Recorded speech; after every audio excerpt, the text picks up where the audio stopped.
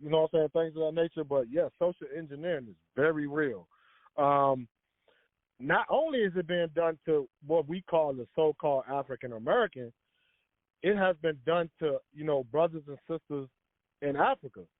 And I'm going to use them as a prime example. In Africa, we know that it's various different ethnic groups of peoples in Africa. They go by different names. You know what I'm saying? The names that they gave themselves. This is something people got to understand. We got to always understand that as African people, we have always gave ourselves our name, identity, and who we are as a people. That's very important when it comes to culture and a way of life for people, whether it's, ethnic groups, because I don't really like to use the word tribe because we know colonial terminology. A lot of people don't realize that. The word tribe is a colonial terminology. That is something that the European nations, the European colonizers gave those people in Africa. Because that's what they were. Let's get that, clarified also. Europeans on the European continent were tribes. You see what I'm saying? The people in Africa were nations. Whether that terminology was known at that point in time, but just by the way that they lived, you know what I'm saying, as a culture, whether, it comes to their spirituality, their consciousness, their awareness of who they are, their identity. They seen themselves as nations, regardless if that term wasn't even in use at that point in time. These different ethnic groups on this continent before the invaders came, before the colonizers came into the continent of Africa, these people know who they are. You could not tell them who they were. They already knew who they were. You see what I'm saying? Whether they were Yoruba, Igbo, Wolof, no matter what their name was, Mandinka, Mande, Iwe, Khan, Ashanti, Fulani. These are clarified identities of who they were. They lived that way. They ate that way. They thought that way. Whatever that name was, that's who they were. So in order to conquer somebody, what do you have to do? Brainwash them. You know what I'm saying? Psychologically. See, people got to understand the greatest warfare is the war of the mind.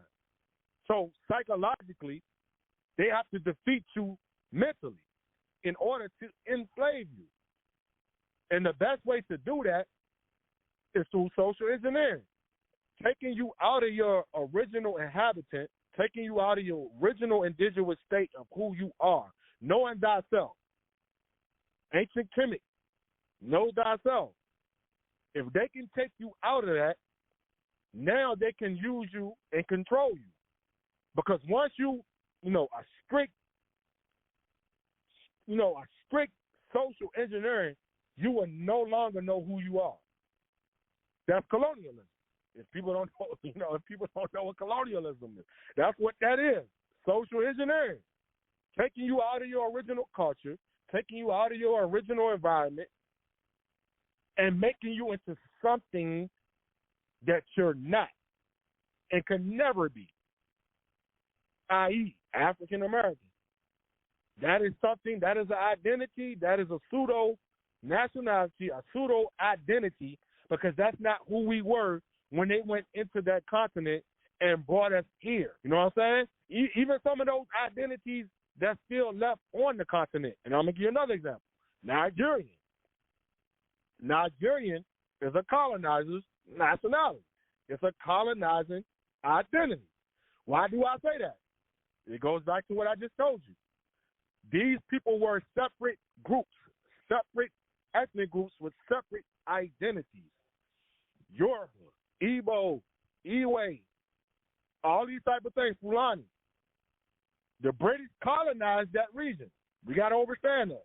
America's daddy, the British Empire, they colonized that region, colonized them, made them subject to the transatlantic slave trade. And it was a domestic internal slave trade in that land. We get to the 1950s, 1960s. The British empire gave this land of people independence. I like to say gave because they didn't take it. It was given to them. You see what I'm saying? So they took all these ethnic groups and busted them up together who didn't want to be together. That's something we got to understand too. These groups didn't want to be together.